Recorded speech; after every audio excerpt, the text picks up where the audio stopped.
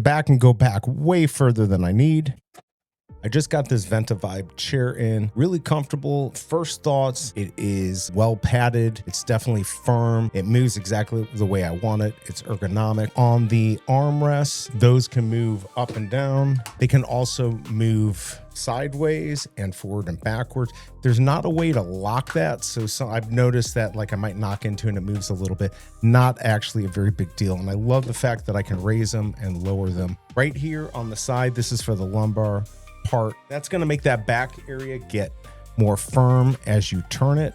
I have it all the way off, but I can see myself, if you're sitting longer, you're going to want to use that maybe more often. It's nice how it goes up and down. I can get my feet flat on the ground if I want. I can be up a little bit more. This chair can hold a lot of weight, 320 pounds. Also comes with a little cushion they can just put here on the headrest. The back can go back way further than I need.